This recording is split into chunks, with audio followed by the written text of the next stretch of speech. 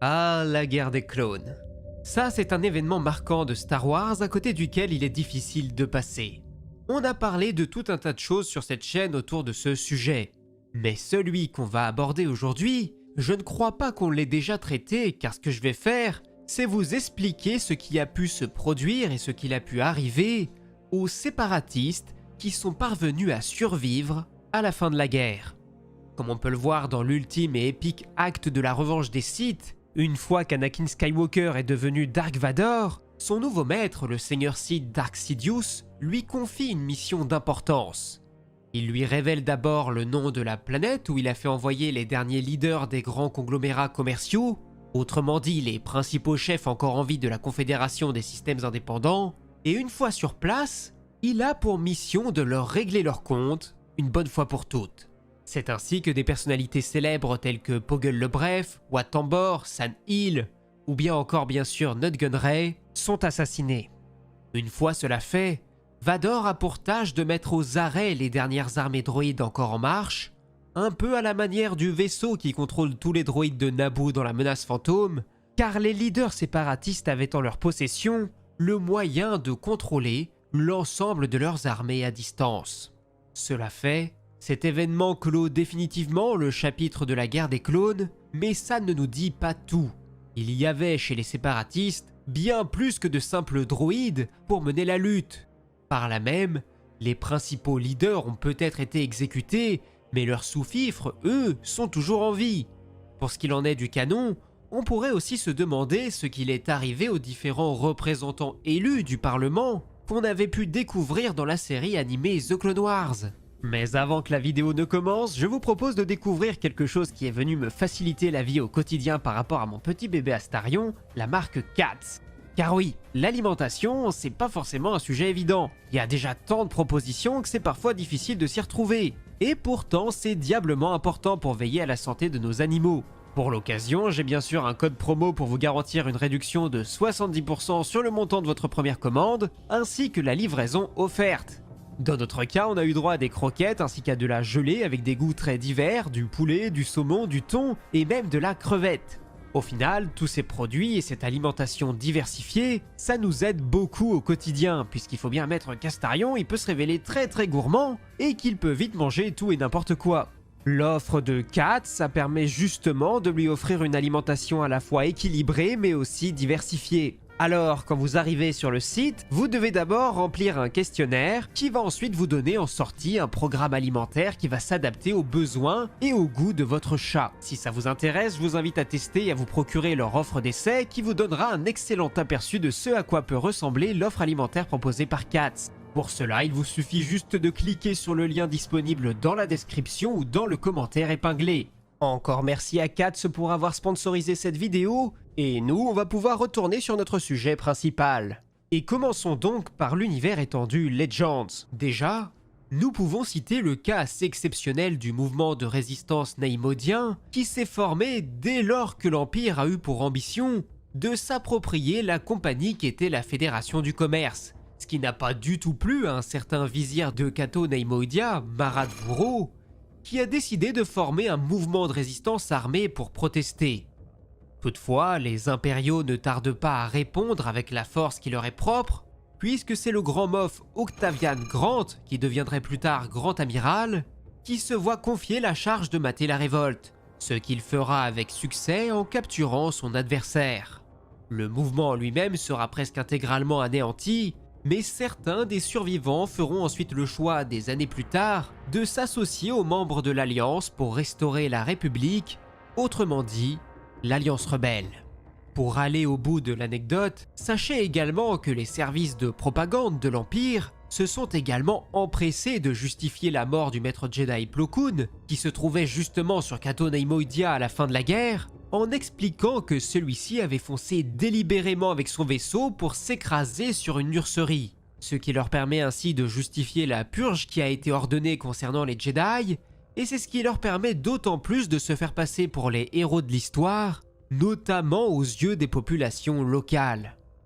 Ensuite, nous avons une histoire assez intéressante qui s'est déroulée sur la planète Akerin, où un chevalier Jedi ayant survécu à l'ordre 66 a été recueilli par ses anciens ennemis qui l'ont ensuite hébergé et protégé dans le plus grand secret, jusqu'à ce qu'ils trouvent le moyen de lui faire quitter la planète en douce. Dissimulés derrière leurs diverses forteresses, les locaux sont parvenus à tenir tête à l'Empire pendant près d'une année, jusqu'à ce que les impériaux n'en viennent à déployer une force de frappe si puissante que plus rien n'était en mesure de leur résister. D'ailleurs, l'amiral en charge des opérations ne se fera pas prier en anéantissant purement et simplement la capitale locale pour punir les locaux de leur résistance. De la même manière, nous avons une histoire qui se rapproche assez de celle qu'on vient de voir, qui s'est aussi déroulée cette fois-ci sur la planète Néo-Plimto. Au terme de la guerre, le général Jedi Daz Genir avait été envoyé pour diriger un bataillon de clones qui devait faire face aux habitants locaux, les Nosoriens, des petits mais redoutables guerriers qui avaient prêté allégeance aux séparatistes. Évidemment, lorsque les droïdes de combat sont désactivés, cela pose énormément de problèmes aux locaux qui se retrouvent inférieurs en nombre et incapables de riposter face à la puissance de feu républicaine. Cependant, cela n'ébranle pas leur courage, puisqu'ils sont un peuple particulièrement fier, et ils n'hésitent donc pas à se jeter la tête la première dans la mêlée. Mais c'est au même moment du côté républicain que l'ordre 66 est proclamé. Le général Jedi est poursuivi, traqué, mais réchappe de peu à son exécution. Ce petit temps de répit lui permet alors de prendre un peu de recul, ce qui s'avère nécessaire, et de faire le point sur sa situation. Il décide alors qu'il doit à tout prix se rendre sur Coruscant pour comprendre la teneur des événements récents, et c'est ainsi qu'il assiste impuissant à l'avènement d'un nouvel ordre impérial et à la destruction progressive du temple Jedi. Cherchant désormais à savoir quelle est sa place et quel est son rôle à jouer dans cette nouvelle galaxie qui s'offre à lui, Daz Genir fait le choix de demeurer encore et toujours un guerrier, mais cette fois-ci, il ne ferait qu'écouter sa propre morale et combattrait uniquement aux côtés des justes. Il se rend donc de nouveau sur Néo-Plimto et devient le général en chef des Nosoriens, ses anciens ennemis qui acceptent avec grand honneur d'avoir un puissant Jedi à leur côté pour conduire leur mouvement de résistance. Les combats s'étalent alors sur près d'un mois, ce qui oblige même l'empereur à déployer des unités de la 501e pour accélérer le processus. Finalement, l'ultime bataille prend place dans le col de la Demi-Hache, où les derniers soldats nosoriens tentent désespérément d'entraver l'avancée de leurs ennemis pour permettre à leurs familles de s'échapper. Face au nombre de leurs opposants et à la puissance de leur feu, Daz Genir et son camarade Bomo Vertemousse ne peuvent empêcher la défaite qui se profile. Au terme de l'affrontement, les quelques soldats nosoriens survivants acceptent de se rendre, mais sont purement et simplement exécutés par les soldats clones. Les familles, quant à elles, sont capturées puis transportées sur une autre planète, Orvax 4, où elles sont ensuite réduites en esclavage. Car oui, l'Empire s'implique et accepte complètement de remettre au goût du jour cette pratique. Désireux de retrouver sa femme et sa fille, Bomo et le Jedi se lancent à la poursuite des vaisseaux transportant leurs camarades. Mais malheureusement, ils arrivent trop tard et ne peuvent que constater a posteriori de la cruauté de certains êtres, à commencer par un certain Desono Kwa, qui avait acheté la fille de Bomo, puis qui s'était contenté de la faire tuer avant de la dévorer. Un acte inqualifiable qui laisse sans voix nos héros et qui pousse le Jedi à agir le premier en exécutant rapidement ce monstre, ce qui lui sera d'ailleurs grandement reproché par Bomo, puisque ce dernier se voyait désormais privé de sa vengeance. Bref, c'est une histoire assez glauque, voire même complètement, mais je vous invite à vous adresser au bureau des plaintes de l'Empire si vous avez un message à faire passer. Ailleurs, plutôt du côté des Géonosiens, c'est un certain Gizor Delso qui a pris la suite de Poggle le Bref et qui s'est même établi sur Mustafar, à l'endroit même où Vador avait assassiné les membres de l'ancien conseil séparatiste. Un endroit depuis lequel il peut relancer des usines de fabrication de droïdes qu'il compte bien utiliser pour poursuivre la lutte, mais cette fois-ci contre l'Empire. Bien évidemment, son opération est court-circuitée par les impériaux qui envoient Dark Vador ainsi que sa 501e Légion sur place pour résoudre le cas de Delso et éliminer définitivement le problème posé par ce géonosien récalcitrant. Du côté des entreprises en elles-mêmes, le clan bancaire est l'une des rares sociétés à avoir échappé au contrôle total et direct des impériaux, car ceux-ci craignaient l'impact que pourrait avoir la disparition d'une telle banque sur l'économie galactique, mais bien sûr, le clan restait constamment sur la surveillance d'agents impériaux, et dans les événements qui suivront dans les années qui suivent, le clan bancaire n'hésitera jamais à devenir un partenaire d'importance pour tous les divers gouvernements galactiques qui vont se succéder.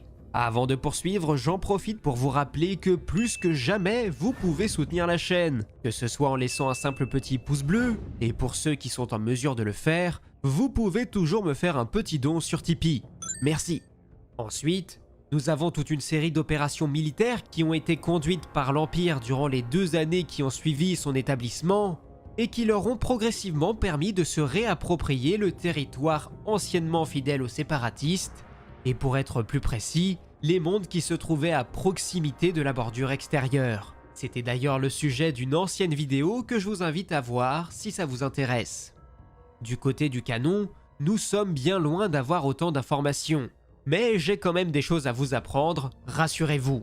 Car très récemment, nous avons par exemple pu découvrir le contenu présenté dans le roman Le Masque de la Peur, où il nous a été permis d'apprendre ce qu'il était advenu des différents membres qui composaient le Parlement séparatiste, et que quelques semaines seulement après l'instauration de l'Empire, ceux-ci se sont vus autorisés à réintégrer le Sénat galactique, après bien sûr avoir dû prêter une allégeance pleine et totale à l'Empire, cela va de soi. Mais malgré la menace qui pèse constamment sur eux, ceux-ci ont accepté de prendre un énorme risque en apportant massivement leur soutien à une loi proposée par la sénatrice de Chandrila, Mon Mothma, qui visait à restreindre ou tout du moins à quadriller le pouvoir détenu par l'empereur.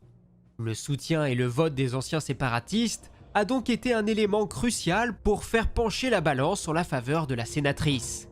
Ce qui, aux yeux des plus fidèles soutiens de l'empereur, tels que Masameda par exemple, est loin d'être passé inaperçu et risque bien d'avoir des conséquences à l'avenir. Pour aller plus loin dans les années qui suivent, les anciens séparatistes ne cessent de se distinguer d'une manière ou d'une autre, par exemple le fameux Anto Krieger alors en contact avec Luten Rael, qui fait désormais partie des rebelles très actifs dans la lutte contre l'Empire. L'équipage de rebelles de Hera Syndulla se retrouve également confronté à d'anciens droïdes séparatistes lors d'une mission de ravitaillement sur Agamar. Mais avec l'arrivée des impériaux, la petite équipe et les droïdes forment une alliance inattendue pour repousser les envahisseurs. Une fois cela fait, le groupe se sépare, le droïde tactique estimant que les chances de victoire des rebelles dans leur lutte étaient quasi nulles. Quelques années après la chute de l'empereur, l'un des anciens partisans du comte Dooku tentera même de semer le chaos sur la planète Plazir 15 jusqu'à ce qu'il ne soit découvert puis mis aux arrêts par les Mandaloriens Bo-Katan et Din Djarin. Voilà plus ou moins l'essentiel de ce qu'il y aurait à dire concernant le canon. Encore merci à Kat, qui a sponsorisé cette vidéo. Je vous invite à cliquer sur le lien dans la description ou sur le commentaire épinglé si vous voulez en savoir plus concernant leur offre d'essai. J'invite maintenant tous ceux à qui la vidéo a pu plaire à laisser un commentaire, à la partager à vos amis et à vous abonner à la chaîne pour ne rien louper des prochaines sorties. Allez, c'était Absolute, à la prochaine, ciao!